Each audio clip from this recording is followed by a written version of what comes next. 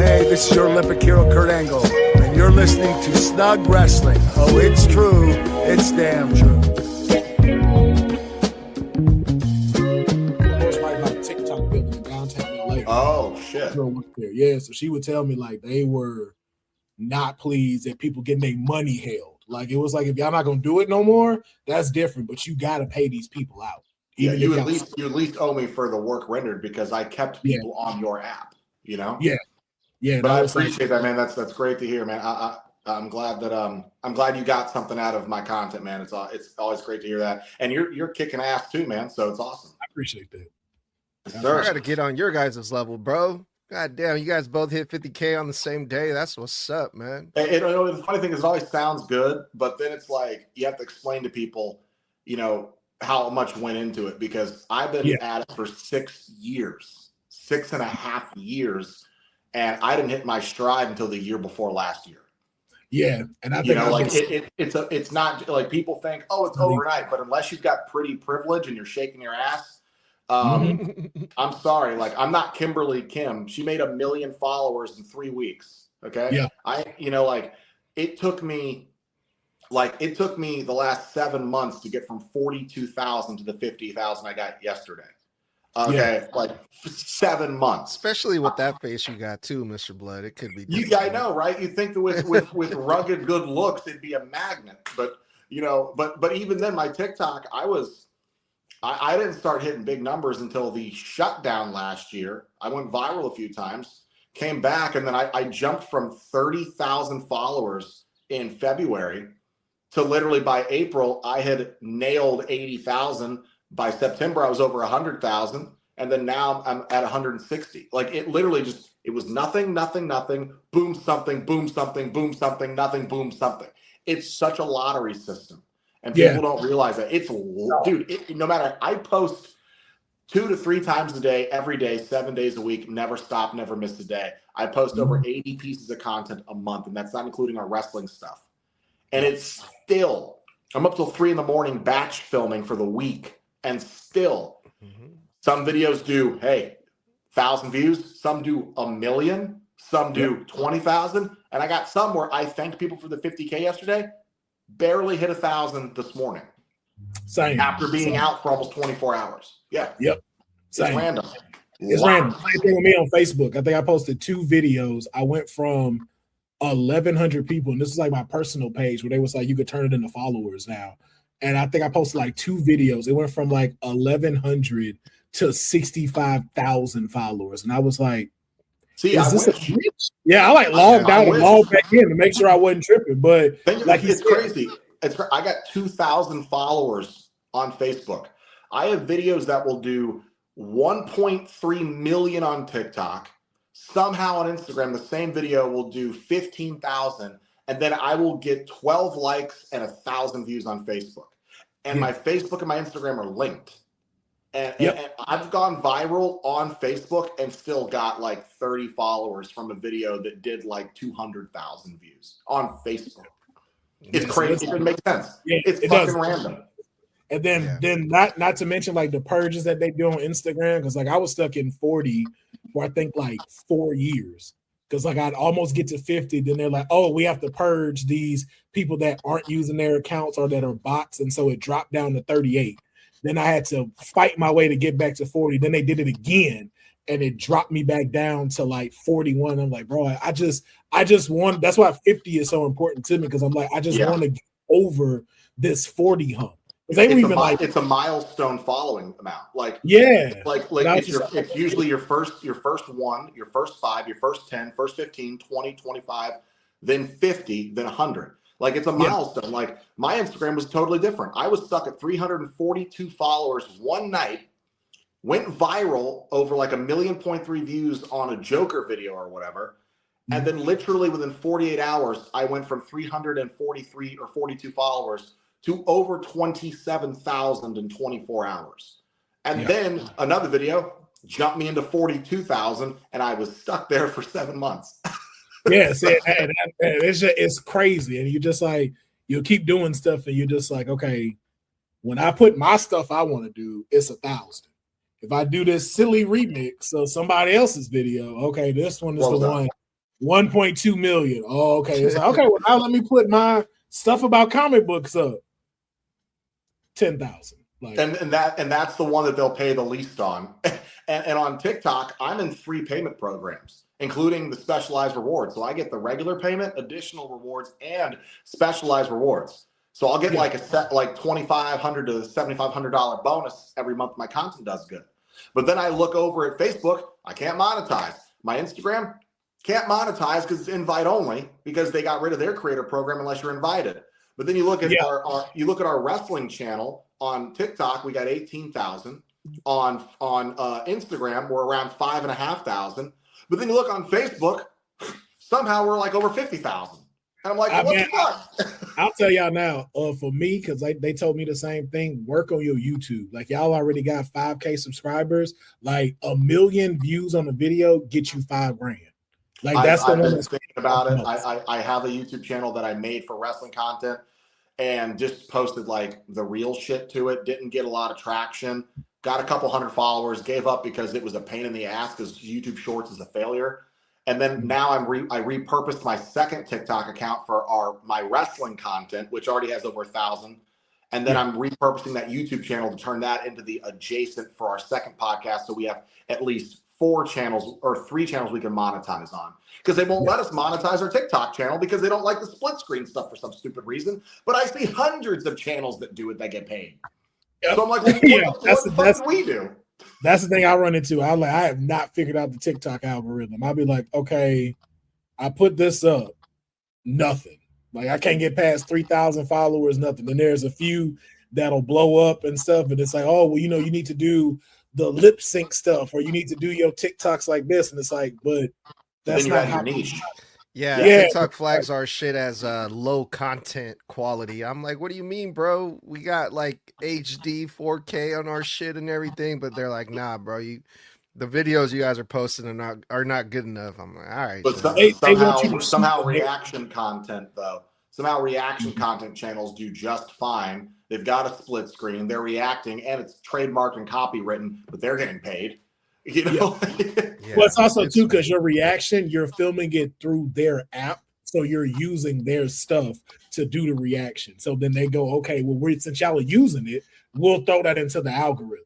See, I gotta figure that out because I have no idea how to react through their app. I don't either. I feel like this is definitely when they were like, oh, TikTok lets you know how old you are, because I saw someone go live and I didn't know what I was looking at. I was like, I'm finna have a seizure with how much stuff is on this screen. Like, what is happening right now? Dude, we should have all taken it more seriously 4 years ago before they changed the rewards program, because it used to be that you made content that was 30 seconds, you got paid. Now you got to do over a minute. Now they want longer form content. And that's a stupid thing. But if you want to boost followers, you've got to do the quick shit like 5 to 15 seconds that catches someone's attention. And then it's a trade-off. Okay, I'll get a bunch of followers in range, but then I'll get no money. And this will be the one video that does 2 million views. Yeah. You know, and it's like, what the fuck? Just pay me. That's it. It's just, I hate that they treat it like that, because it's like, okay, you'll put my content, because there was something I put up and someone did a remix to it, reacting to it. I'm like, so I got no views on this, but they got 2 million views on reacting to what I said. Yeah. Where's how about this one? Edgar knows this one pissed me off. I reacted to a good artist who's actually become a good friend of mine on social media. His name's Sam Apoku. He's a musician. And I reacted to his song "Old," and I cried in the video because it broke my heart. It was such a very sad, poignant song about youth and childhood, growing up and missing becoming the innocent kid that you used to be. It did 2.5 million views on TikTok. It is my highest viewed video. It is a 3.5 minute video. And then it also did like 800 or 1.5 million on Instagram or something.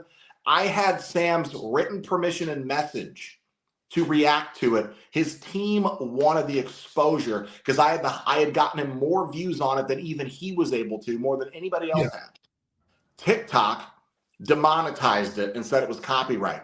It let me dispute it. I sent the screenshot of him giving me permission from his verified account. They still denied the fucking appeal. Oh yeah, they don't video care. would have made me like $2,000. Yeah, they demonetized my YouTube for a reaction video I did of a dude that did like parkour through a park, and he went through a bathroom. You don't see anything, but they said I violated community terms, and they demonetized that. And the same thing with my TikTok. They were like, "Oh, you violated community." So I said, "How?" And they was like, "Because you're showing stuff that's inappropriate." Where? I was like, "But I'm seeing girls like shake their ass and thongs and shit." Yeah, I've seen girls naked on Instagram and YouTube. I've seen them get away with it on TikTok and not get flagged. And you know, not they hide the let's call it corn videos. Corn. They hide corn mirrored through another image and fade it. And then you're watching actual Cornhub shit through a faded solid picture. You go to report it because there's kids on the app. I've reported every time I see it. And then it goes, it'll bring me back like, we went through the audit of your appeal, could not find anything wrong that violates our terms and agreements. I'm like, are you fucking blind? Are you kidding? Yeah, but you have but it's an algorithm. It's an algorithm that does it, not a person. Yeah, but you have one where mine is, it's like this thing coming out like this, where it looks like it's a starfish though. And it shows you that it's a starfish. And so I'm like, how am I violating something, but you can let them show that though? This is about animals and not showing like anything inappropriate, but you're telling me this don't work. And I'm like, all right, yo. And that pisses me off too, because we've gotten I got flagged for a video I did talking about my favorite female wrestlers of all time. And I pulled pictures from Google when I was doing the countdown. And I pulled one, I think of it might have been Paige or AJ, and that might have pissed them off. And because they were like their brassiere was more cleavage, it said that I was like exposing nudity or something. And I was like, it was on live TV. Like you have girls on TikTok. You're a sicko, blood. That are thirst trapping, and you have weird, crazy fucking comments of simps. And I'm in the comments reading, like, you guys realize you're simping over this thirst trap, and you don't even know if she's over 18. Or if she real. Yeah, they've got AI accounts now.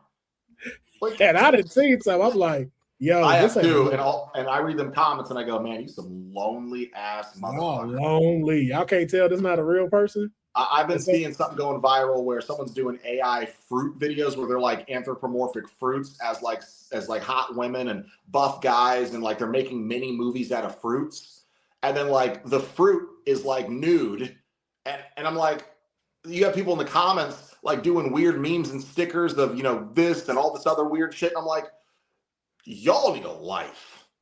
Y'all need a fucking life. Let me do the intro first, and then because we've been going live already for almost 15 minutes, and I haven't even told the people who we got on the show. Yeah, they're like, this is a very interesting podcast. Right, they're like, okay. We didn't tell you to hit live. What is going? Now the conversation was going good, so I'm like, all right, we can start recording now. Now we're talking about anthropomorphic sexualized fruits. What's going on, everybody?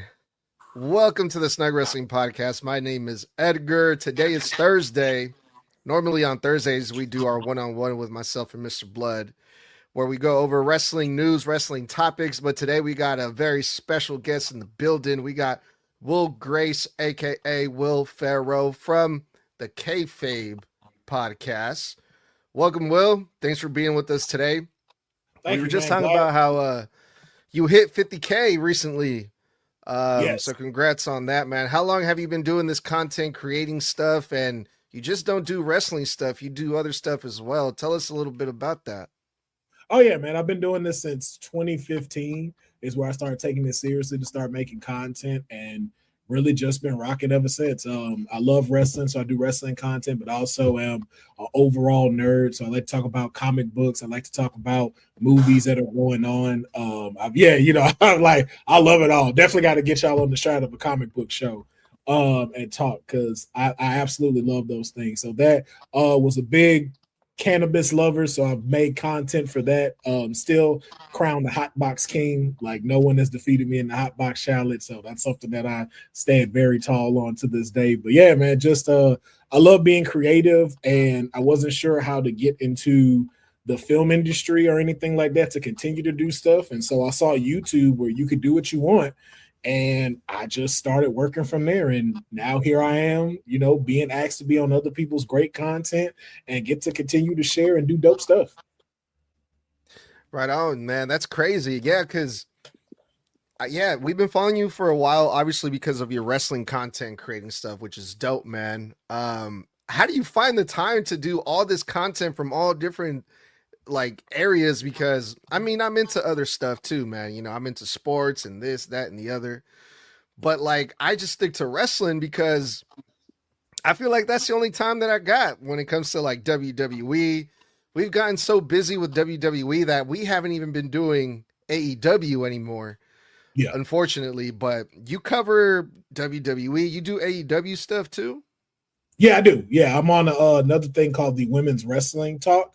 It is one of the biggest women wrestling networks that they have on YouTube and social, where they focus and make sure that women are getting their spotlight. So I'm on there Monday, Wednesdays, and Fridays for their live show, and we talk about everything across the board from WWE, AEW, TNA, and then we'll be a part of another podcast that's going to be coming out soon in regards to wrestling. So I try to cover as much as I can. It's not easy. It's not easy, and I will say two routes that you can go is being able to stick to wrestling like how you are. You'll get further than I will on the wrestling thing because of you staying so dedicated to it. And for me, it's like, okay, I have different lanes that'll keep gradually growing and it will get there eventually, but it can strain you. Like even like Mr. Blood talked about, you'll be up at 3 a.m, still editing stuff, still having to put out this. And then too, what a lot of people don't know is like figuring out how to schedule all this. It's like, okay, I got 3 reels I want to put out that talk about 3 different, three different varied things. What time these going to come out so they can get the love that they need to get. So it's not easy, but I enjoy it, and I know eventually it'll pay off. So I choose to try to remain consistent as best as I can. Yeah, that's dope. And Mr. Blood, feel free to jump in whenever you like, because Will mentioned that he just got done recording his podcast talking about WrestleMania. Why don't you give us a little preview of your thoughts of WrestleMania for your next episode? What did you think about it? How did you feel about it this time around? Yeah, so for those who don't know, I'm going to be, we've officially launched a second TikTok channel for the podcast. Specifically, it'll be my wrestling content, the blood drop segments I would do on our content, because the algorithm on TikTok doesn't like me jumping around so much. As Will was saying, you know, you go a little slower, unfortunately, when you're in too many different niches. You know, when you stick to one goes further. So I'm sticking with my regular voice acting content, impression content, and comic book content on my main channel. The second channel, which, thank you guys, is already over 1,000 followers, is The Blood Drop, and that will be the pro wrestling content here for Snug Wrestling. I do have thoughts on WrestleMania coming up for an episode I'll be doing to launch on the new YouTube channel that will be adjacent with it. But my thoughts are, it was extremely disappointing night one. I said this in our post-show reviews. I said this is going to be a very love-hate WrestleMania for the fans, because there was a lot of good stuff on here. You know, Paige's return was awesome. You know, there was some good moments. Make sure Oba got over on Brock. The main event of Punk and Reigns was probably one of the greatest WrestleMania main events I've seen ever. And it was the only real match of the entire weekend card that actually had full solidified story going into it, that was built upon something that ended with just 2 guys wrestling over a title with no shenanigans, you know, just wrestling in its purest form and storytelling. And then you have the bad stuff, right? Riddled with fucking ad breaks, commercials galore. Night one, we saw the projections that came out of a 3-hour, 55-minute show on night one, and literally only an hour and 29 minutes of wrestling. and then there was like 62 or 72 minutes of adverts, and then the other remaining 60-ish minutes was literally just entrances. That's egregious. When you have to pay for a bundle or $30 or $40, I pay for the bundle, so I pay $40 for this ESPN, Disney Plus, Hulu bundle.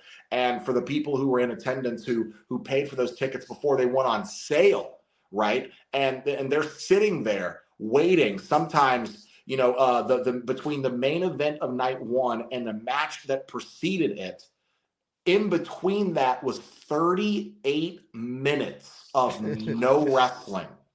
38 minutes in between the final two matches.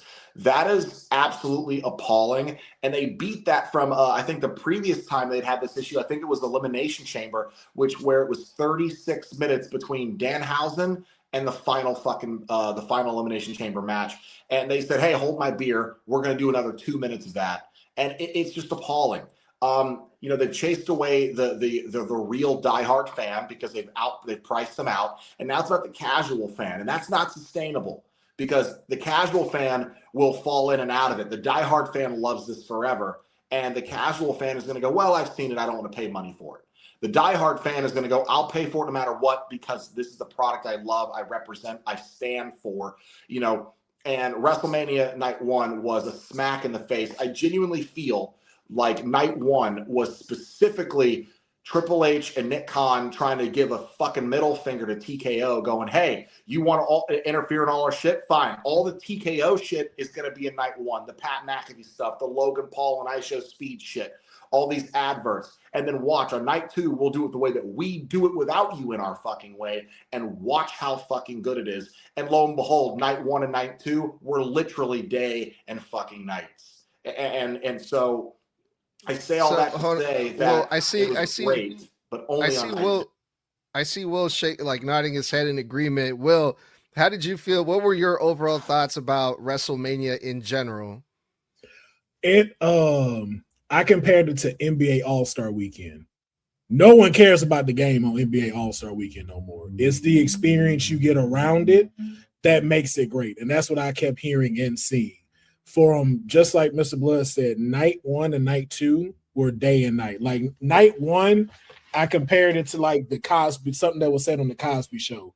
You got me a big tomahawk steak. You got me the onion fritters. You got me the mashed potatoes. You got it all cooked up. Then you threw it on a garbage can lid and you served it to me. That was Night 1. Night 2 was like, oh, okay, hey, we heard you had a bad time. Let us rechange that and do what we need to do. And it was a complete difference. But it was, as Mr. Blood said, with everything, like I didn't have to deal with commercials because I used a VPN. So I was watching on Netflix in Canada, but we still had like 4 minutes of I do not need to see another promo for a Hulk Hogan documentary ever again for how many times I saw it. And none of the matches got what they deserved. Like, how do you give me 38 minutes of Pat McAfee and fucking Jelly Roll? Sorry, excuse my language. And all of that time, you can say whatever you want, dog. Okay, and all of that time could have went to Liv and Stephanie's match, or we could have got Asuka versus Io, but we could have had actual wrestling happen rather than you having these two people. And then how do you make a formula like Night 2's main event and that not be the same copy for Night 1? Because they didn't need individuals in here. We would have been fine with Randy coming out, Cody coming out. Let's battle this thing out and do it. But for everything else, it was just like I fell asleep on Night 1. Night 2 just kind of wore me out. So that's why I fell asleep on it. But it was just like, it's not a spectacle like it used to be. No one's coming out in the way that they used to. Like Dominic Mysterio was the only one that took real effort into making his WrestleMania entrance. Outside of that, though, the glamour is not great. John Cena was not utilized well as a host. Came in, welcome to WrestleMania. Here's the attendance. Why did you book it? Why for all of that? It's just even the title changes that happened. Like it's a lot of stuff of where we see the creative and TKO battling each other. The finances are battling each other. Like if I was someone that paid $50,000 to be on that floor, I don't want my money back. But we see it so much with that. the politics, because I'm still going to talk about crap about that, of just like seeing the way of how folks are treated. Like, from, we're so worried about not only just the casual fan, but the casual influencer. I saw so many people where I'm like, how are y'all not at WrestleMania? How are you not on the floor? And they've used your content in their promos. But you have people who don't post nothing about wrestling, but got 1 million followers, and then you're inviting them to be on the front of the stage to grab content. When you have folks like yourself, like Mr. Blood, Edgar, like the rest of these folks who do content year out, who promote you year out, talking about what you do, and you don't even treat them to a ticket. You don't even allow Ric Flair inside of WrestleMania. Mm-hmm. We've lost the plot to what made this the showcase of the Immortals. Like, this felt more like SummerSlam than it did WrestleMania. And that's just the sad part of where we are. Did I watch it? Did I enjoy some of the parts? Sure. But if you told me to rate it 1 out of 10, WrestleMania gets a 6 out of 10. That's fair, man. Because I made that comparison, and I believe so did Tommy on our night one review. We literally said I said it felt like SummerSlam. Tommy said it felt like a Bad Blood level pay-per-view. And that's not a good thing for WrestleMania. The last good full spectacle Mania we had was WrestleMania 40. And if people remember the build of that was TKO trying to interfere again. And the fans turned them to Cody. And then they only got the spectacle that was WrestleMania 40 because the fans forced their hand. Yeah. Had they gone their way, WrestleMania 40, I don't think, is anywhere near as good as it actually was. The tag match in the main event of night one, the opener of Seth losing his title to Drew, the cash in by Damian, setting up Punk and Drew's story, the sacrifice of Seth of himself to distract Roman one more time in the main event and let Roman finally be his own greatest downfall, his hubris, his ego, his insecurity.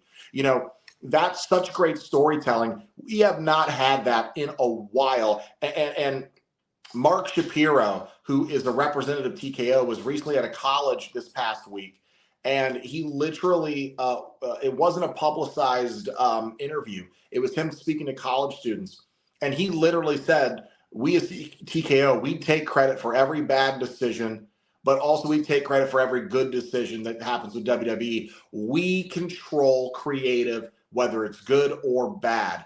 Basically saying, hey, all that shit on night one that you hated, that was us. But also, everything you loved the night two was also us. Taking all that shine and credit away from Triple H and Bruce Pritchard and Michael Hayes and Shawn Michaels and Paul Heyman, all those guys and those producers in the writers' room who spent months and months racking their brains over and over again through injuries, through bumps in the road, trying to make this work while also fighting the corporate office, telling them, hey, you guys don't know wrestling. We know wrestling. Let the wrestling show make a wrestling show. Was that like the leaked audio or whatever people were talking about or something like that? Yeah. He was talking at a college. And he basically just, I thought it was just so insulting. Like, you literally just sat there and basically said, hey, we care more about making money than we care about keeping the fans that make us money. Because a casual fan is going to make you only so much money until they get bored of it. And you maybe, if you're lucky, you retain 30 to 40% of those casual fans and you turn them into diehards.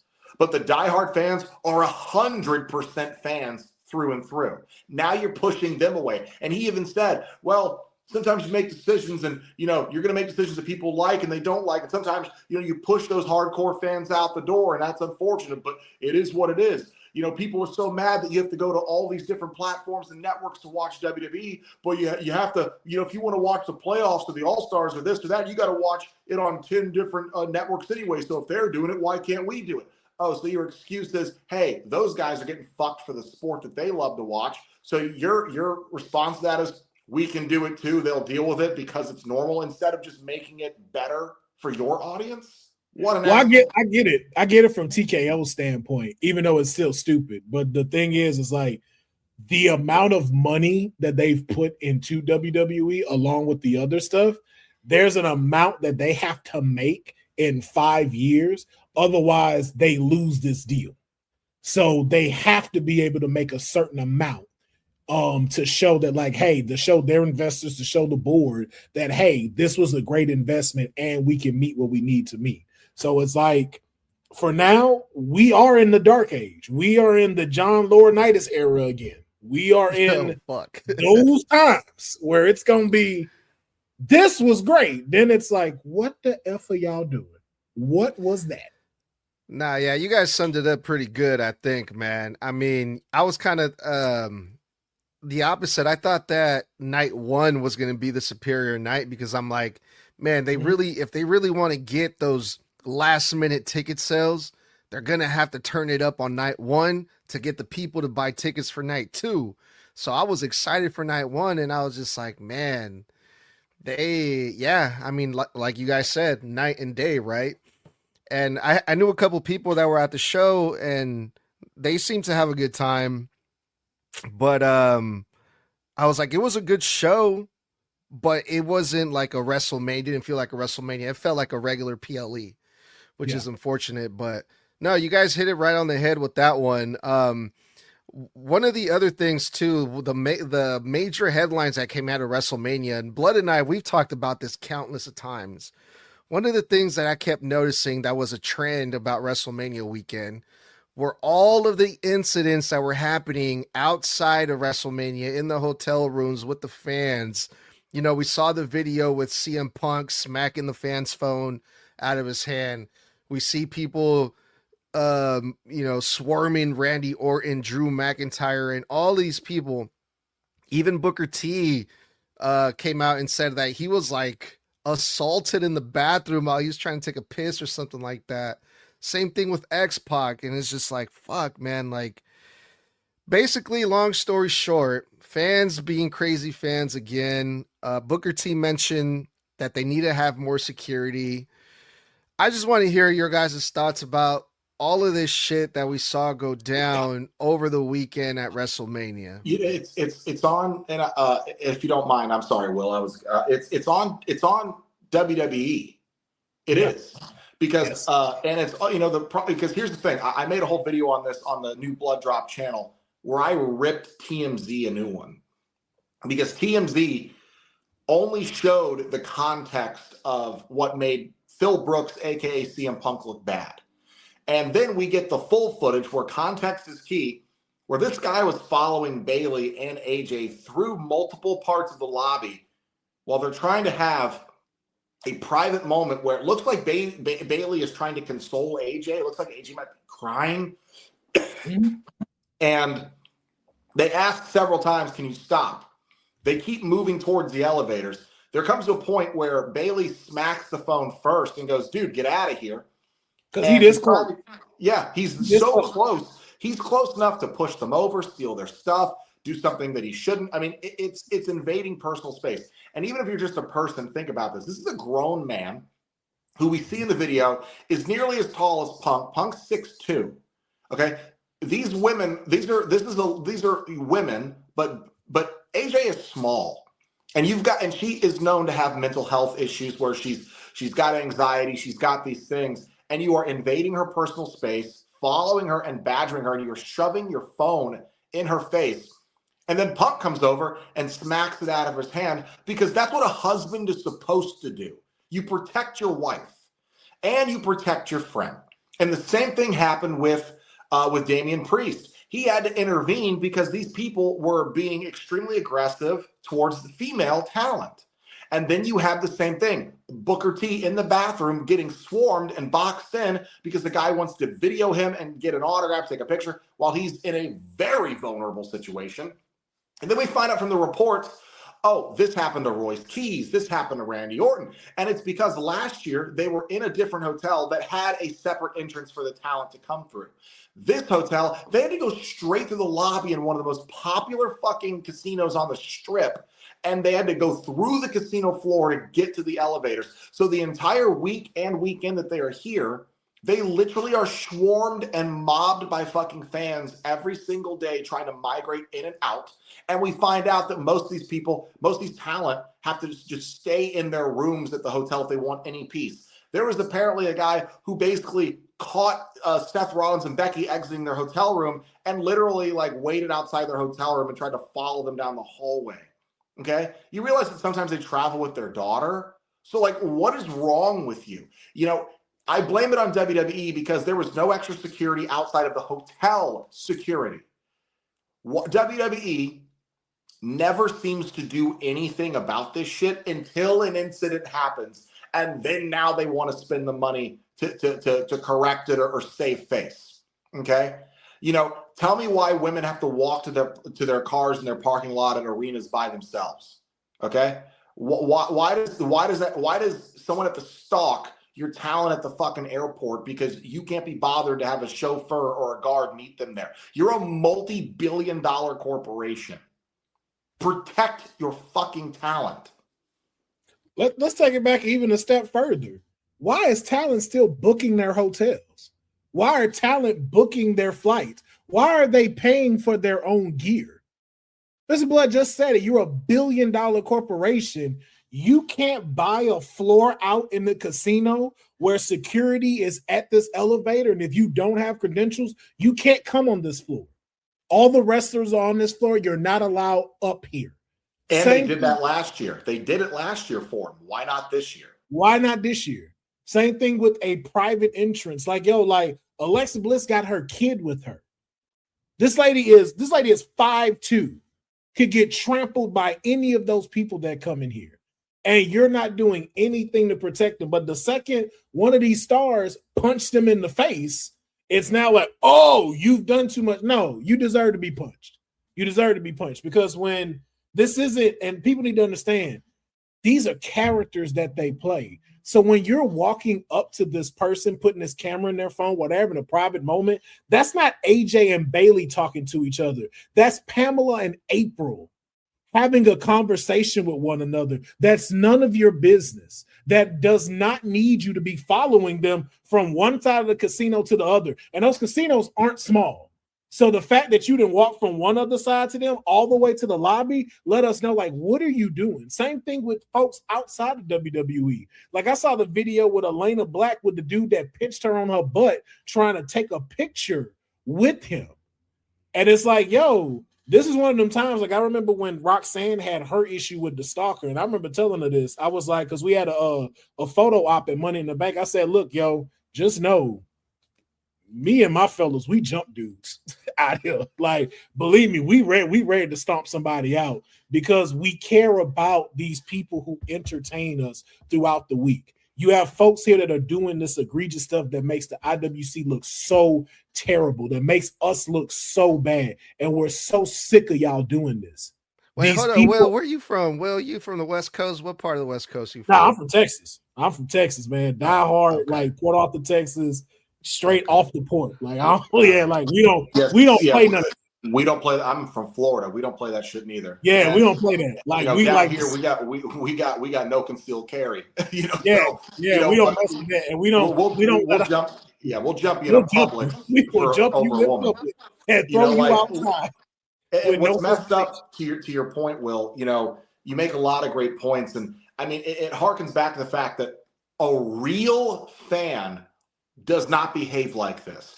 A real fan respects talent. I don't know if you heard, I've said this before, but I just at MegaCon a month ago, I met Angelo Dawkins, Montez Ford, and Omos just walking through the convention. Met them. And I said, oh my God, that's you guys. Hey, I let them know about the podcast. They know who we were. Omos was the first guy to ever like any of my content as a WWE wrestler. So I've always been a fan of him. And I said, hey, you can say no if you'd like, completely fine. I know you're in your free time. If you're not upset about it, would you mind if I got a picture with you? That's the respectful way to do it because they're not getting paid for this. This is their personal free time. They are risking getting mobbed by going out to just be a regular human being and enjoy their day like the rest of us. And they have that right without you commandeering their personal space and acting like they owe it to you just because you watch them on TV or see them in an arena. This is a person. It's a person. I remember the scariest of this shit. People stalking Asuka, people stalking Rhea during COVID when someone tried to break into Sonya Deville's house in the middle of the night and hold her and her roommate at the time, Mandy Rose. He tried to pull them at gunpoint. They had to sneak out the back and run away. He broke into their home and was going to do them harm. Okay, that was the whole reason Sonya was off TV for 8 months, because she was mentally distraught and had to go to court. These are people. They don't owe you shit. If you're a real fan, you will respect the fact that this performer endangers their life on a weekly basis for your entertainment. And the only thing that they owe you is a thank you for buying a ticket. That's it. They don't owe you their time. You want their time? Guess what? It's at 8 o'clock to 10:30 on Mondays and 8 o'clock to 11 on Fridays on the East Coast. That's it. Or pay to stand in line and take a picture. Exactly. It's their life's work. Yeah, and stop trying to set these cats up because they don't want to do it for you. Like, I remember that video they put out about Oba. Oh, Oba, you are not going to sign this for this kid. And like y'all said, context is key. You're not going to sign this for this kid. First of all, Oba's calling his own Uber to try to get to this place that he's running late for. And he's trying to make sure that this is the car he's supposed to get in. And then secondly, you're throwing this out. There's no kid in here. They showed a second angle of Oba and them. Where's the kid that you're talking about this supposed to be signed for? So you're trying to bash this person because he doesn't want to stop for you, sign something for free that they're normally paid for.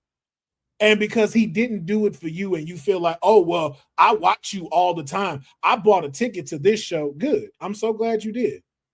My picture ops and my signing is Saturday. If you want to be here, we can do that. We can take pictures. We can everything. But right now, I'm running late and I have to be here to do this promo. And I don't have the time to take a picture right now. And I love that you said that. The bus stops here. It's like the people who stalk John. How many videos have you seen of people stalking John Cena at coffee shops? Or when he gets out of his car to go film on a movie set. And John is always respectful. John keeps it real. He goes, hey, this is my personal time. I asked you once, please don't record me. But now you want a picture with me and you're trying to ask me for an interview. I would have said yes. Maybe I would have said no. Had you asked the right way, but you didn't. You started filming me from the moment I walked in here, stood at the counter, pulled out my card, filmed me while I was waiting on my order, and then you want to shove a camera in my face while I'm on my way out the door. And then act like I'm a jerk that I don't want to engage with you. Because John said it before, and the same goes to these superstars. If I do this video, I endorse whatever you try to make this video about. Yep. And I'm not putting myself in that position. You can't treat these people like they're assholes or jerks or they're selfish, rich, entitled pricks when you're trying to impose your will on somebody else. It's not how it works. Yeah, it seems like that's just unfortunately one of the things that the WWE superstars have to deal with everywhere they go, not just in Vegas, but specifically in Vegas. I got to go last year. I was lucky enough to go. And the entire city just turns into like fucking WWE world, right? Because you can literally be walking in any casino anywhere in the city and you can run into the WWE superstars just randomly. And I think that there's a lot of people that are probably there for the first time. And I'm not trying to make excuses for anybody because that's shitty behavior, where they see somebody like a WWE superstar and they're just like, oh my God, and they just freak out. But it's something so common, so normal in WrestleMania weekend, especially in Vegas, because it's so small that you can just run into them, you know. But it's like they're also there as people hanging out with their friends and their families and stuff like that. You know, you can say hi to them, whatever. But I was just so shocked that they're just walking around like so freely with no security, no nothing. This is probably going to be a bad comparison. Like when you go to Disneyland, right? You see the mascot people, the characters walking around with the suits and stuff. They're being followed by Disney employees when they're like, hey, he's going to take a break. They're going to take a break. We'll come back later, leave him alone. But the WWE superstars are just roaming around freely in, you know, I don't know. It took me a while to get used to that. So I think that's why fans didn't know how to react when they saw Bailey or AJ Lee out there in the crowd like that. Yeah, but it's even then, like, it's still a common sense. Yeah, common sense. It's human nature. It's hey, that's an adult grown woman having a personal moment with a friend. I should probably not interrupt that. You know, Right. it's that simple. Because tell me why 5'2", 38, 39-year-old AJ Lee, you know, is walking around a giant city that her face is plastered all over, and she doesn't have provided for security. That's what's she gonna do if someone my size or someone your size or some 6'5" guy with a mental health issue who doesn't understand social cues, who's an obsessed fan, decides, hey AJ, I want a picture. Well, I can't right now. I'm sorry, but I really appreciate you. If you want to meet me, you can come over to Access, and I'd love to meet you in line. But I do have to go. I have to get to the show because I have to get ready. And then he follows her, doesn't take no for an answer. Next thing you know, he jumps on her, starts beating her up because he feels slighted. Like, people go, well, yeah, that's an over-exaggeration. Tell that to the guy who jumped the barricade and tackled Seth Rollins live on TV. Yeah. How about the guy who jumped the barricade and attacked Triple H and Stone Cold in the ring? Let me jump in here real quick, Mr. Blood, because we got to move on from this topic. We've been on this topic for a while, but let's get Will's final thoughts on this before we move on. I will say my only final thought is we need to start having where people are being made examples of where this is not allowed. Like, some of these people need the book thrown at them. Like, yo, you are harassing someone, you're sexually harassing somebody, you are being a menace, you are disturbing the peace. Like, we need to start seeing where these folks are not just getting, hey, they got arrested and then they got let go. No, these things need to be where you're like, yo, you're getting charged for this. So that way it eliminates I'm going to do it even if I get beat up or something. I just did it for the sake of doing it. Or it makes you second guess doing this so I don't lose my livelihood. And just like I've been seeing with some of the wrestler content people, and I feel like all of us should start doing that, call these folks out.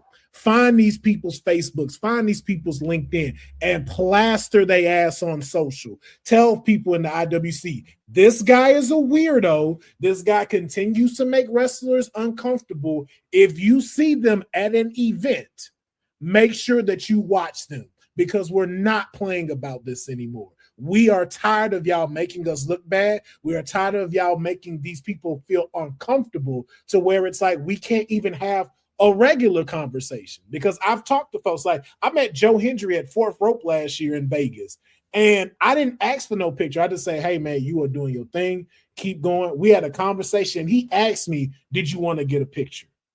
Now again, everybody don't have to be like that. You could be like Mr. Blood, hey, if it's okay with you, could I get a picture? But read it. Read what you see. If somebody's going like, hey man, I'm in a rush. No, I'm not trying to mess with your time. I just wanted to say, hey bro, keep doing your thing.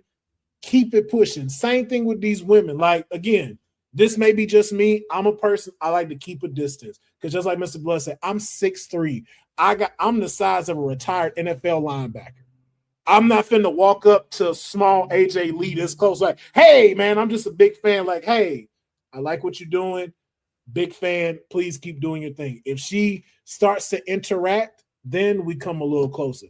Give these people their space. They not zoo animals. They don't owe you anything. And I'm still going to say it again. I know people ain't violent. Bring back punching people in the face that violate your space. Yeah, the last thing I'm going to say on this, and I think this is the bow on top, because everything you said is nail on. Bring back knocking people the fuck out, because actions have consequences. This is actions. This is consequences. But the last thing, these hands are rated E for everybody.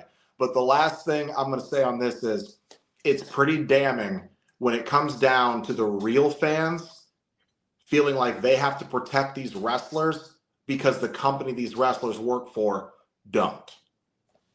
Yeah. All right, I got a special game planned for us at the top of the show here, but first, one more topic before we can get into the actual real fun stuff here. We're going to talk about our favorite matches in a little bit, but first, I want to hear your guys' thoughts on the fact that Jacob Fatu was just randomly switched from SmackDown to Monday Night Raw. It's been reported. We saw Jacob Fatu show up on Monday Night Raw in the last segment with Roman Reigns. No draft, no nothing. He shows up on Monday Night Raw, and a few days later, we see the reports. Jacob Fatu has officially been moved to the red brand, y'all. Did you guys get a win of this? You guys think this is a good move? How are you guys feeling now that the Samoan Werewolf is on Raw? Go ahead, Will. Let's start with you this time. Stop doing the draft. At this point, stop doing the draft because y'all don't know what y'all want to do. At this point, like, yo, just stop the line. Let everybody just come where they want to go, like how it used to be. Stop this. I'm exclusively on SmackDown. No, like you could be on Raw, you could be on SmackDown. Because I'm so sick of this. Ain't you supposed to be over here? Why you over here? Like, what's going on? But I'm glad to see Jacob taking his stance with this, because I did not see Jacob getting a fair shot at a main title, a world title, anytime soon, being on SmackDown. I think this is the best. I think this is a great move for them, because this gives us now a chance to see Jacob's versatility. Like, we know the dude can go in the ring, we know the dude can talk, but Roman is going to be able to peel back the layers that Jacob hasn't got a chance to flex yet, especially with the way he left it when he said, like, I don't think you're ready. When I saw that, I was like, yo, this ain't someone that don't take him seriously, and we finna really see why Jacob Fatu should be considered to be a world champion within the next 3 years. And I think that's what we'll get with him being on Monday Night Raw, because SmackDown, like, if you look at it, what was he doing over there? This has been his best run since. Everything else, you barely saw Jacob on SmackDown. So I think it's a good move for him. Yeah, when it comes down to it, we were screaming at the top of our lungs on this show about a year ago that WWE desperately needed a draft. And now they've decided to forego the draft and just start doing these soft transfers. And I'm just like, dude, either call it a draft or just just have an exchange. But, like, I mean, it's kind of weird when you sometimes get backstage segments with Adam Pearce or Nick Aldis where they go, well, I talked to Nick Aldis. Well, I talked to Adam Pearce, and we've decided we're going to go and sign a contract, and you're going to come over. Or Adam Pearce, I talked to Nick, and it looks like all the paperwork's gone through. You're officially a Monday Night Raw superstar. Welcome to the show.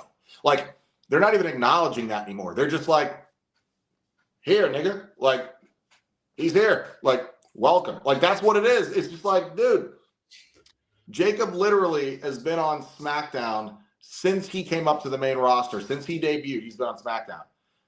You'd think it'd be a bigger deal that Raw has signed him. Like, it's like stupid. It's like, because it pissed me off. Like, last year, we were like clamoring for them to do this great shit with like Damian Priest and all this other. And then randomly, Drew's on SmackDown, Damian's on SmackDown, because Roman was backstage politicking. The cause and effect of that was, oh shit, Sammy got taken out of the Vision bloodline, the Vision and story, and then they randomly put him on SmackDown. He's going for the U.S. title, even though he was the first person the Vision attacked. So why didn't he stay in that story? Drew and Damian were both coming off of world title fucking runs and stories and everything. Now they're feuding in the mid-card for 6 months, and then Damian gets stuck in the fucking Aleister Black mid-card vortex for another 6 months, and now he's a tag champion with a comedy wrestler. And I love R-Truth, but how far the mighty have fallen. This fall of Damian Priest should be studied. And Jey Uso. And Jey Uso. Both of them. And it just pisses me off. So the draft thing, it makes me mad. Obviously, Jacob's here now. Great. Fantastic. Jacob's here. But we all know he's not beating Roman. So this tells me for the story of the summer is going to be Jacob having to stomach the idea of following in line with the bloodline. He is going to lose, have to acknowledge Roman, and then he's going to basically run roughshod with the Usos and Roman throughout the summer. Because Roman's exact words were, we're going to handle all this part-time shit. You guys are going to be seeing my ass all summer. That tells me whatever story we're getting with this new baby-face bloodline where they're all equals, This is going till the end of August or beginning of September, right after SummerSlam, and then Roman's back to part-time. So whatever you do, use it to build Jacob as a threat on Raw. But the sad part is the first opponent he has is Roman. You just painted me the whole picture. Oh, he's losing at Backlash. And now it's going to be the whole fall in line story that Jimmy had when he first joined the Bloodline and didn't trust Roman. And we're doing it all over again, just babyface style this time. I have a thought about that, though. What if it's reversed? What gave it for me was both of them wearing Oakland Raiders jerseys. I was like, what if the Usos betray Roman and get Jacob? And Jay is the head of that. And at SummerSlam, it's Jay versus Roman.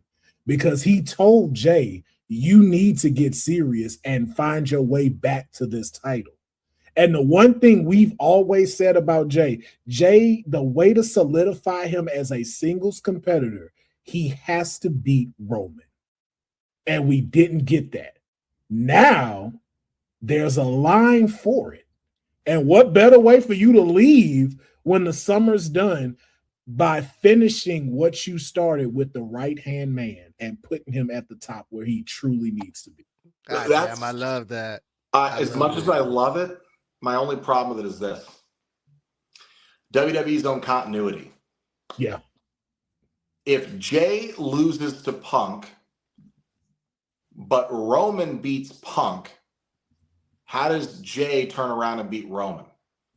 And keep in mind. Can I answer that first? CM Punk. Go ahead. Okay. In sports, you see that happen all the time. Sometimes the best team loses to the worst team. Sometimes they just have bad days. Remember, Sammy beat Gunther for the IC title. I mean, the thing here is that it comes down to there's a difference because that's a legitimized sport where it's actually all up in the air. This is predetermined. This is storytelling. So by the rules of your own storytelling, Jay cannot get the big one against freaking CM Punk but somehow it's all confusing. Jay can beat Braun, Punk can beat Braun, but Braun can beat damn near everybody else. But Punk can't beat Roman, even though he beat him years ago in a 3-on-1 handicap match against the fucking Shield. But he loses to Roman this past weekend. But I'm supposed to believe that Jacob Fatu stands a chance against Roman when he doesn't, because he could barely beat Cody and Drew. Roman's beat both of them. You know, so it's all like I don't know how I would buy Jay now beating Roman at SummerSlam when he's choked nearly every other time. Oh, now this is Yeet Man Jay, former World Heavyweight Champion Jay now. And you got to remember, too, what Roman brought out of him when he was right-hand man Jay. Like, remember, none of us thought, this dude is not going to make it as a solo star. Then it was like, okay, maybe his pinnacle will be IC champ. And he had a good run before he go back to his brother. Then he started making us believe, like, this dude could really be world champion. And I think if anyone is to bring out that next level of Jay, it would be Roman, because it's not going to be Punk. That's the reason why he didn't beat Punk. Punk is in it for himself. That's why even with most of his matches, like, you didn't win. You lost gracefully because you get your ass whooped throughout the match. And then you have one burst where you do a go to sleep, they fall on top of you, and then you do another GTS. Like, you've never won where it's like, I beat this dude wrestling. No, you won by the skin of your teeth. That's how you win. But you've never made it to where someone has elevated after facing you. Roman does that. Roman makes you go to a next level. Like when him and KO used to go at it, I was like, if y'all don't put this belt on KO, y'all have dropped the ball. We have a problem. That was the only time Cesaro got a WWE title match after all the time he had been there. So if anybody is to bring it out of Jay, if anybody is to make it to Jay, to make Jay that next level, it will be Roman. But like you said, the biggest question that we have is Jay gonna let himself get to that next level? And that's what's going to be what we're going to see. And like you said, I think continuity-wise, I don't think they're going to bet on that more than, hey, let's just do the Bloodline 2.0 where they're baby faces now and they're running roughshod over everything. I think I could accept Jay beating Roman only because they stopped and started this whole new version of Jay when he was trying to reform with Jimmy last summer, and he was like having crash out moments. He's breaking shit after the matches.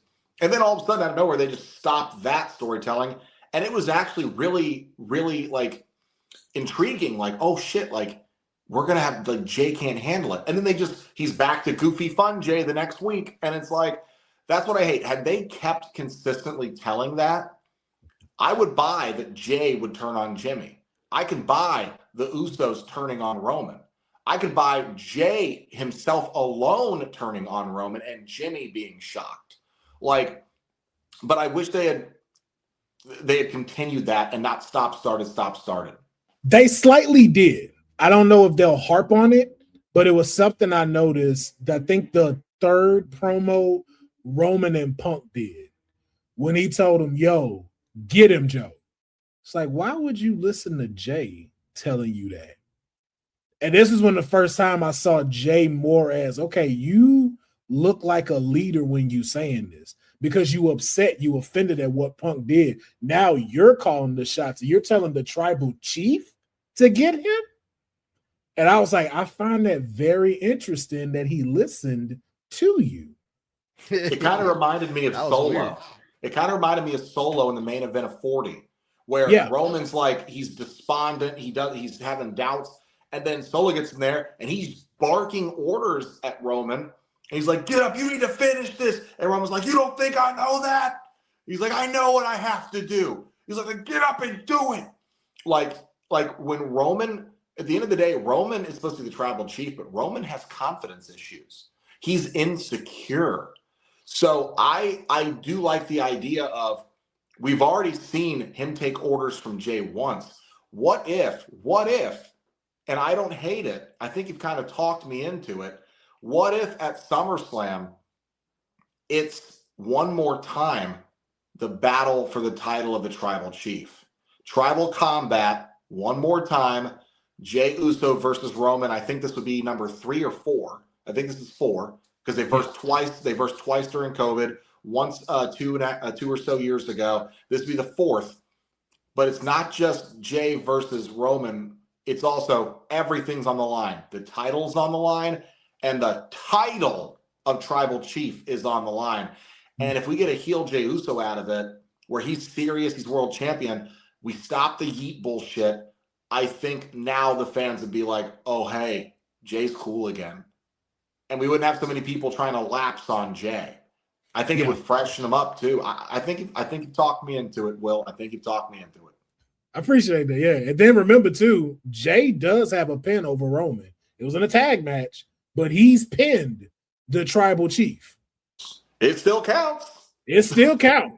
But if you tell me we go back to Uso Penitentiary Jay mixed with Crashed Out Jay, that's a champion right there. You just sold me a champion. Yeah. Yeah, dude. No heat, just day one. Yo, then you telling me we got something.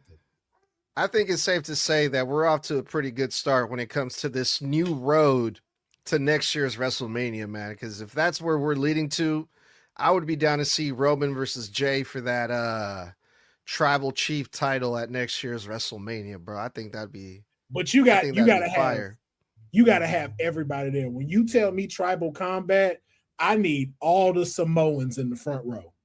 I need Rikishi there. I need the Anoa'i side there. I need The Rock there. I need Tamina there. I need Nia Jackson there. I need everybody in the bloodline surrounding that ring when they fight. And all of them acknowledging the tribal chief at the end with the ones to make it really feel like a real family combat type. Hell yeah, dude. That shit would be crazy. And then have Rikishi put the Ula Fala on Jay. Mm-hmm. And what I would really, that's dope. What I would really like is if we can find a way to tie it all into, if we can find a way to tie the SmackDown stories into the Raw stories too. I want both titles to be involved in this, and I'll tell you why.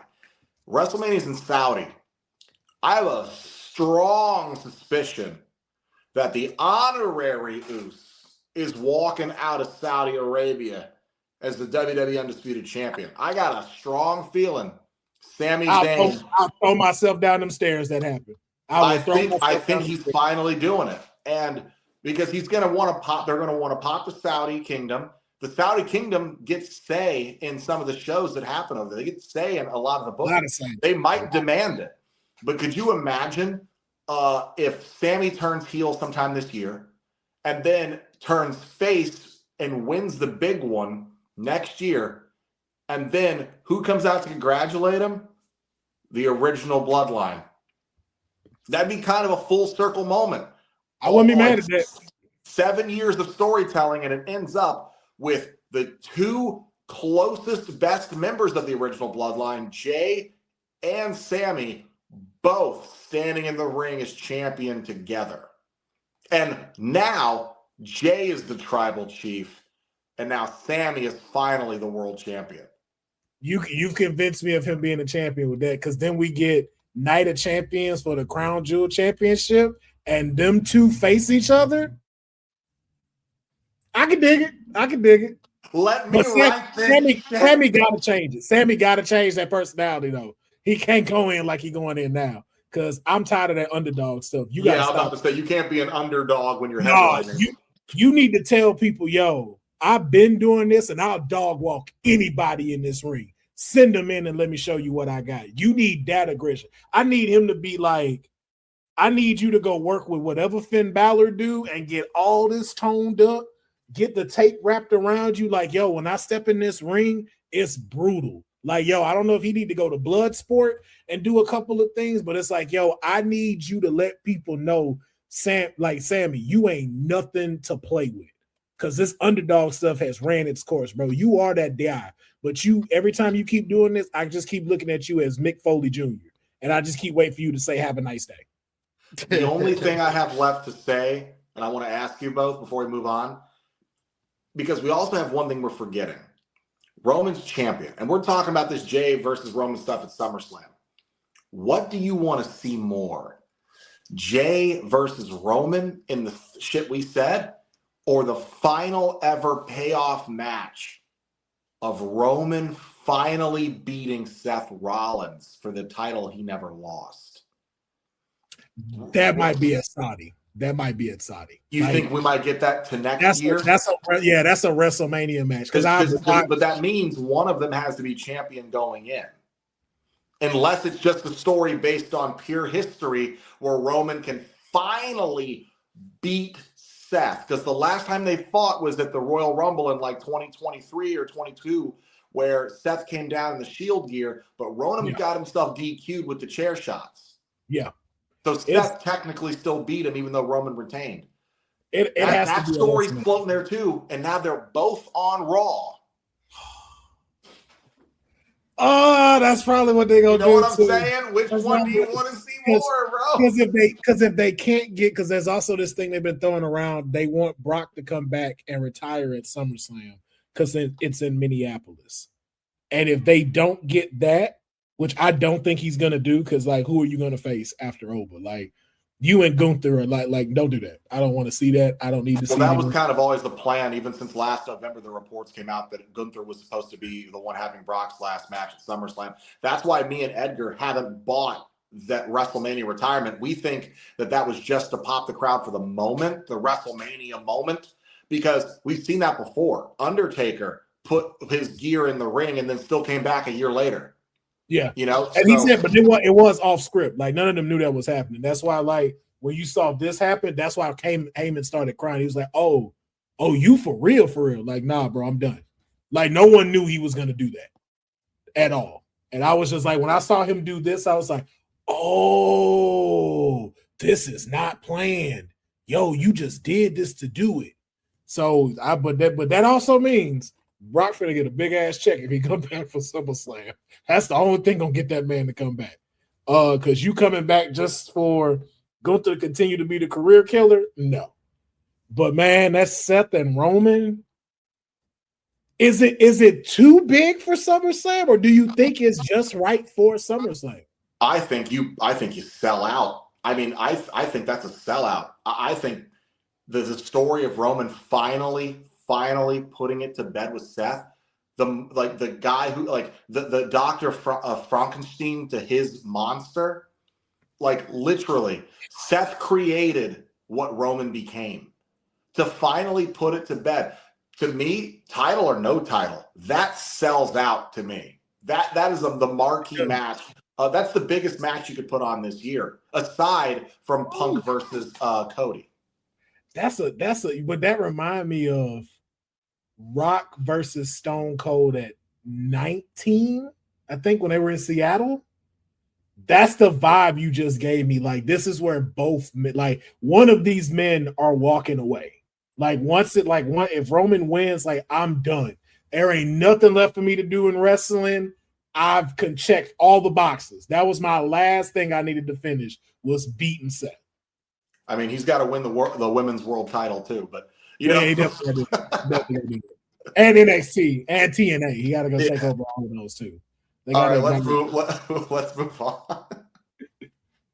Yeah, well, before we met up for, to record, I asked the both of you for your top 3 favorite matches of all time, and you just mentioned one of them, Will. It was the Rock and Austin WrestleMania 19.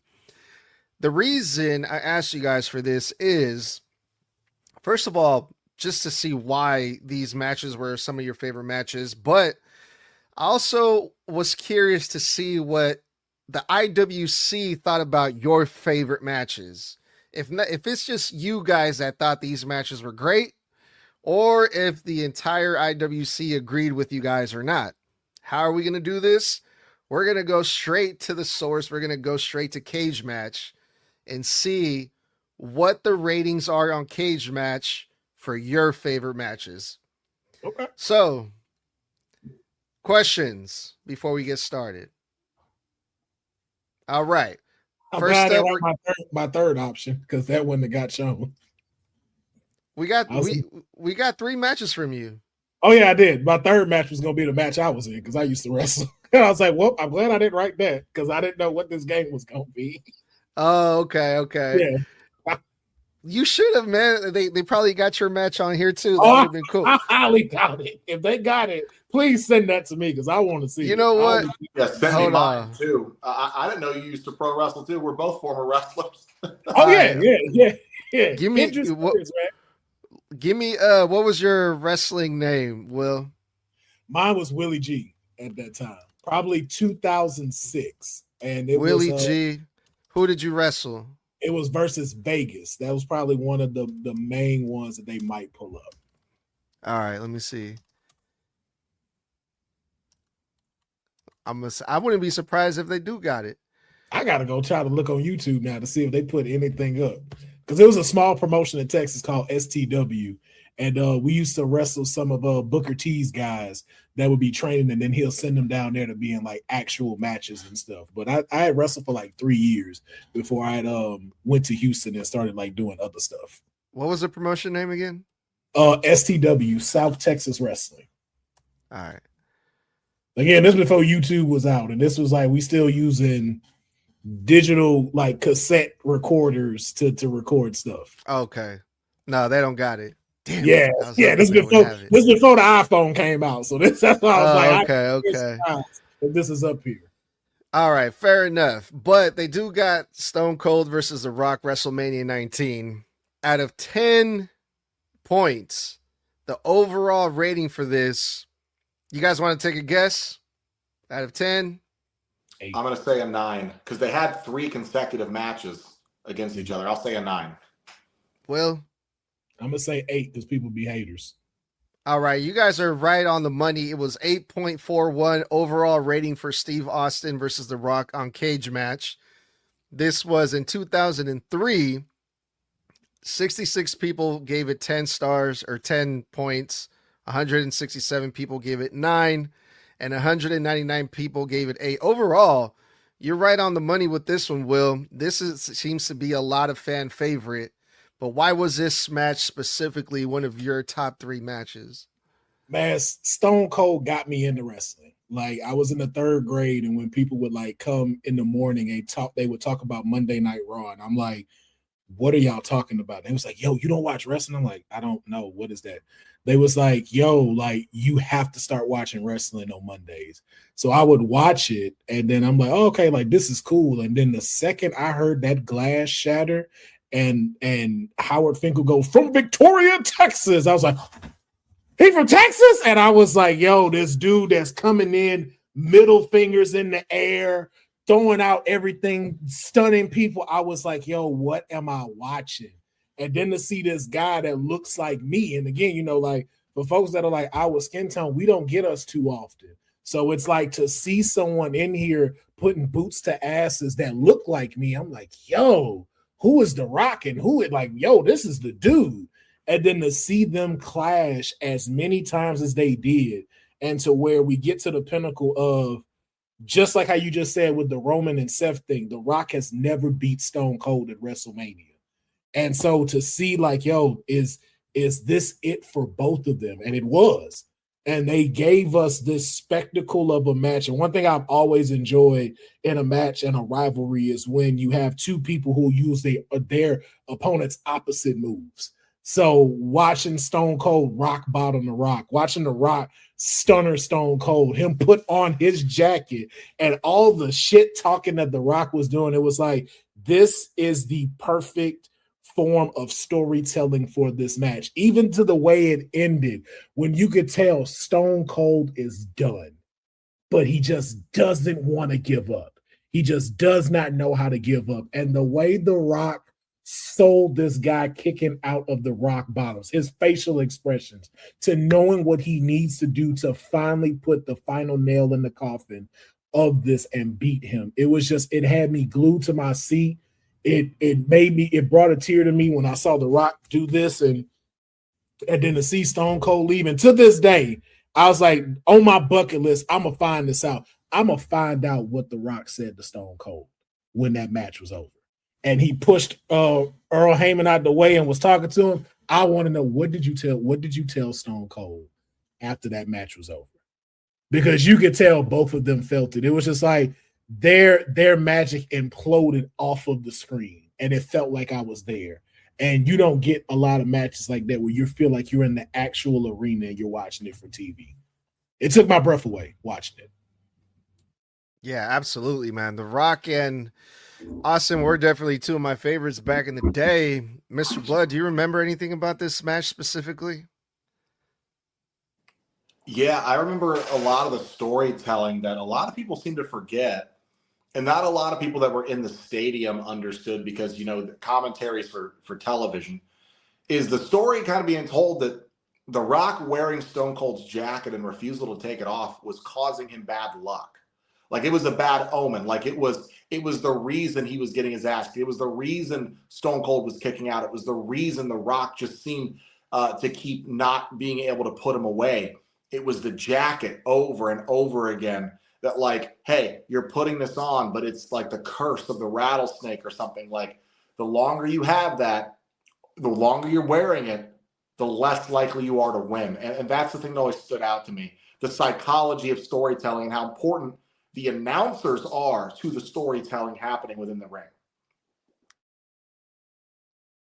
We got an interesting comment here. I'm going to read one comment before we move on to one of Blood's favorite matches of all time. See what the fans think about that one. Mike Will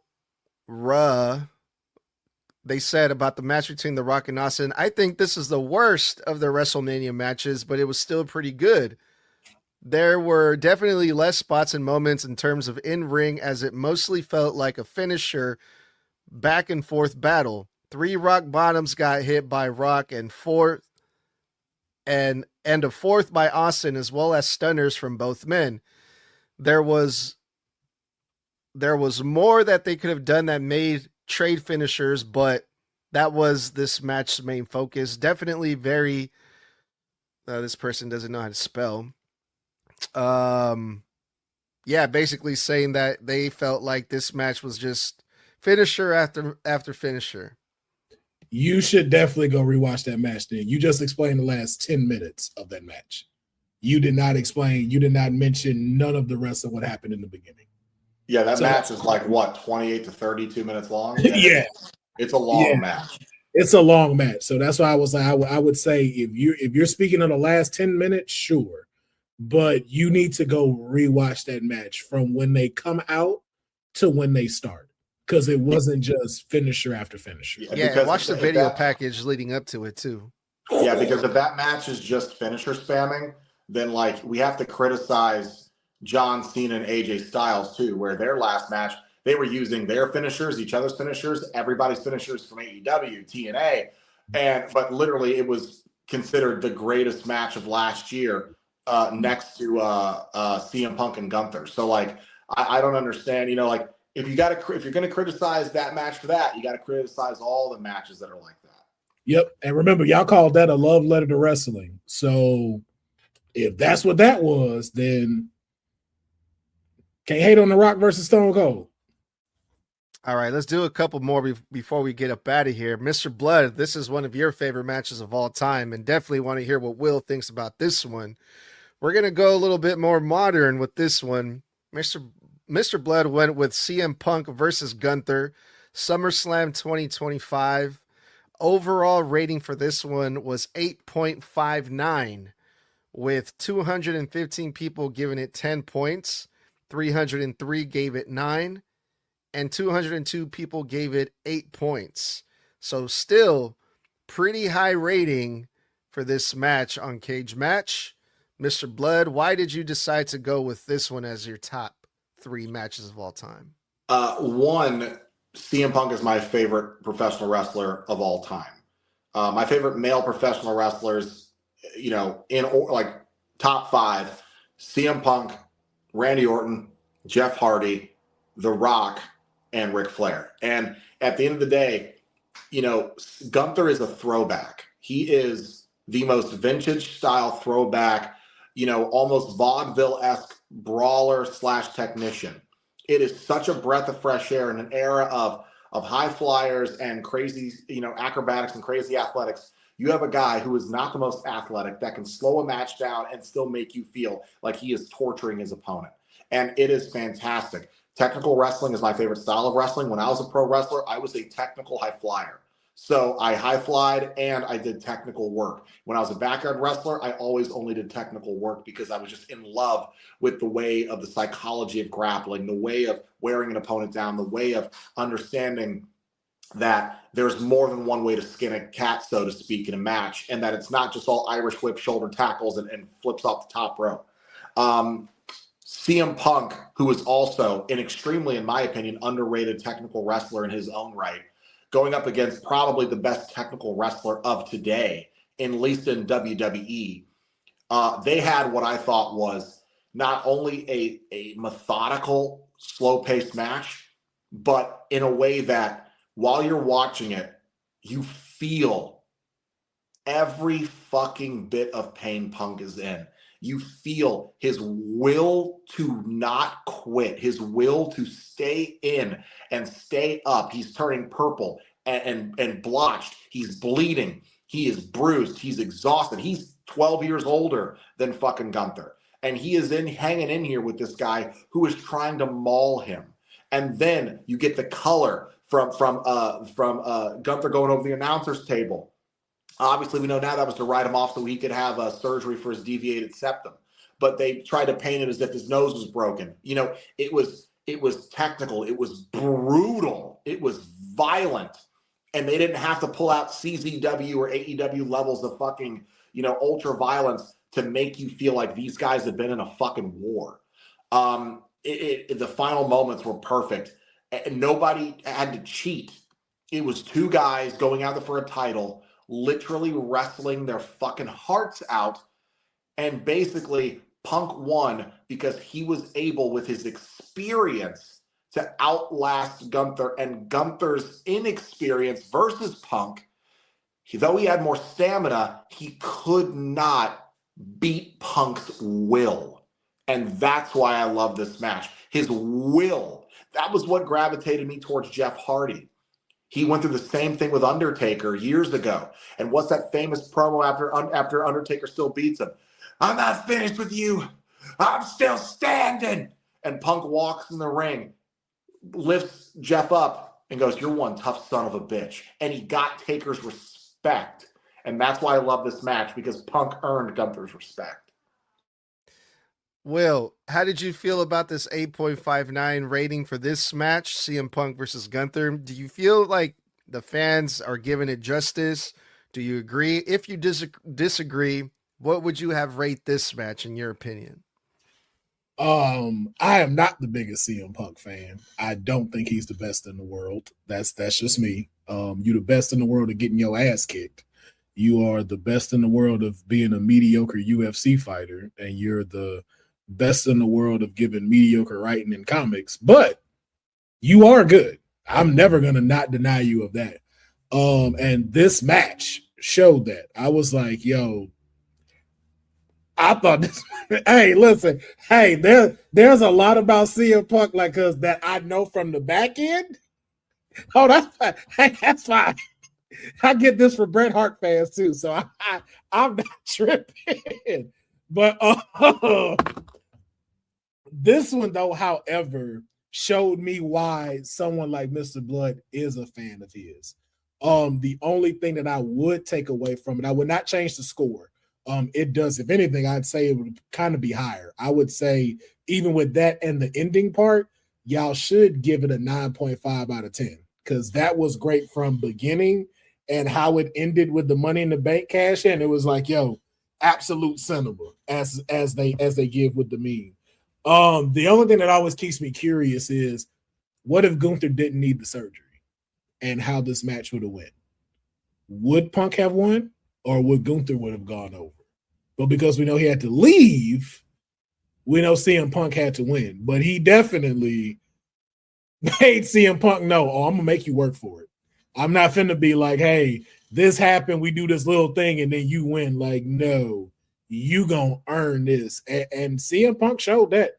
This was like you said, this was a brutal match. This showed you don't need high flying, you don't need weapons, you don't need everything to be like this. Like, I know people give Gunther a lot of crap because he's traditional, because he's this. They're like, oh, he's too slow in the ring. I'm like, I will sit here. I was like, if y'all don't like Gunther, go watch Gunther versus Tyler Bate for the UK title.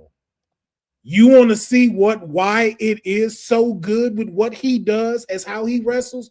Go watch that match. Go watch when he faced Pete Dunne.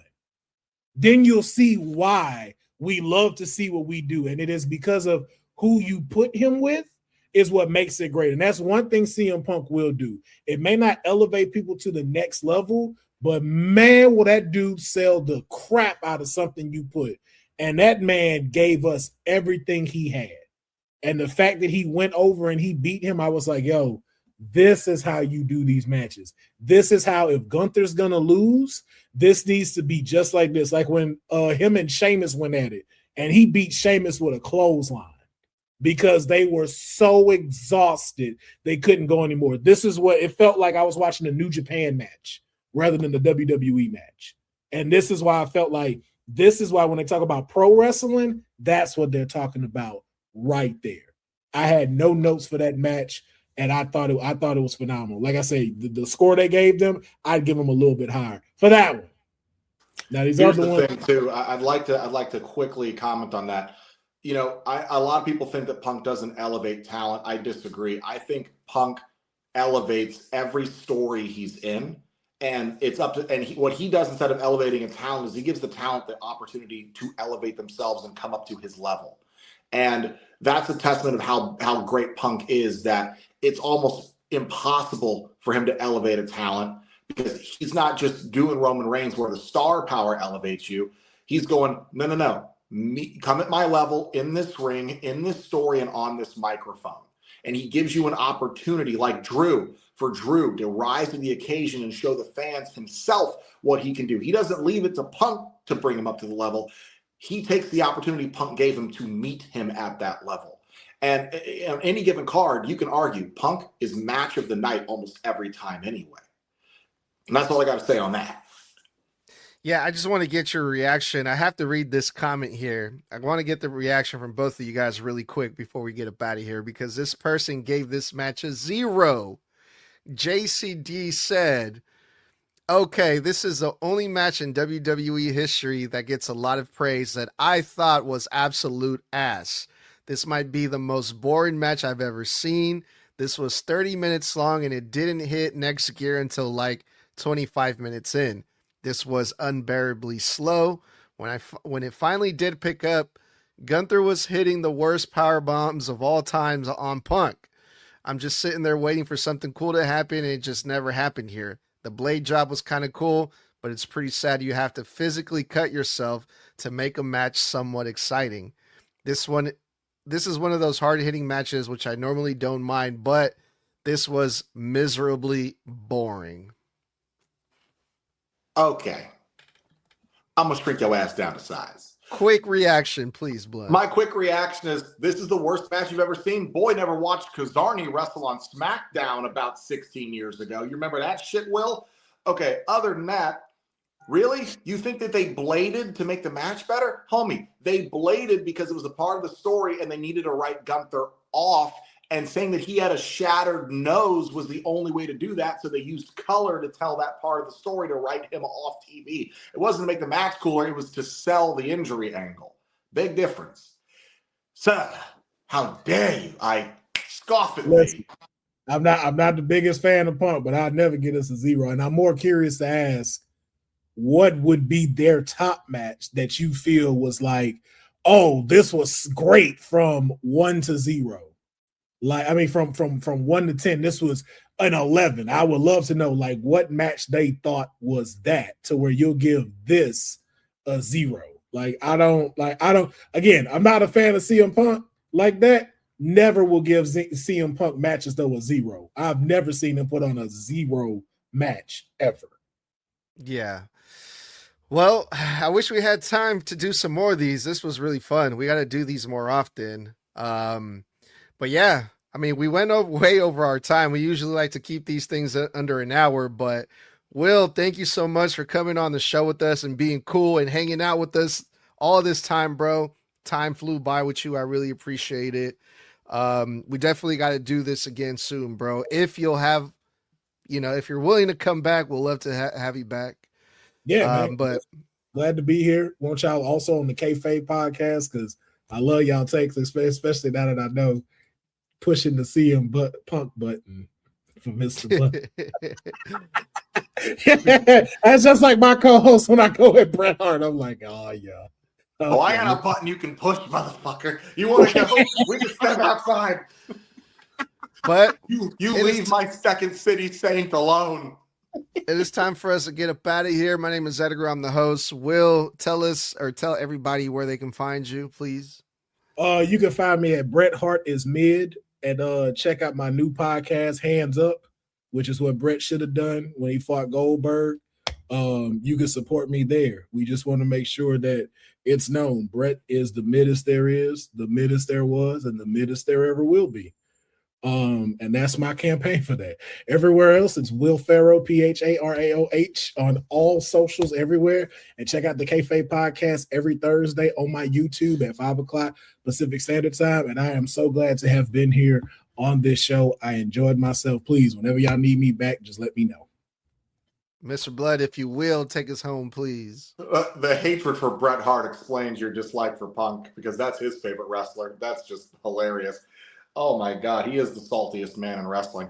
All right. Other than that, Will, you definitely got to have me on your comics book podcast and need that on the record so we can get into some nerdy-ass shit talk. Spider-Man, Brand New Day, The Punisher, One Shot, Born Again Season 2, and Doomsday in December. Oh, yeah. I want to be on for that. But, guys, thank you so much for joining us here on another episode of Snug Wrestling. Now, normally this is our Thursday 1 hour on TikTok Live where we go over random or relevant wrestling topics, but we had a couple of special guests the last few weeks, Will Pharaoh being one of the best we have definitely had. This has been a great episode. But if you love hanging out with us, you can do it every Monday, Wednesday, and Friday after Raw, NXT, and SmackDown go off the air respectively for live post-show reviews and for bonus content. We do segment-to-segment reaction content on all of our social media during the regularly scheduled broadcast of WWE TV. And of course, we also do Snug Wrestling in Spanish, so check that out. If you miss us live during the weeks where we are live, of course, on YouTube, Instagram, and Facebook Live, you can always catch us on Apple and Spotify, where we are now entering our 5th season of Snug Wrestling, and you can go ahead and follow us there too. Then head on over to our TeePublic, teepublic.com/snug-wrestling to pick up your Snug Wrestling Podcast merch. Over 70 different designs across tons of different types of items, even phone cases, which mine has right now. And also, we have a brand new TikTok channel, The Blood Drop, the BLUDD Drop, where all of my wrestling segments for the podcast are now going live. So until next time, stay safe, stay savage, and stay snug. Until next time, ciao!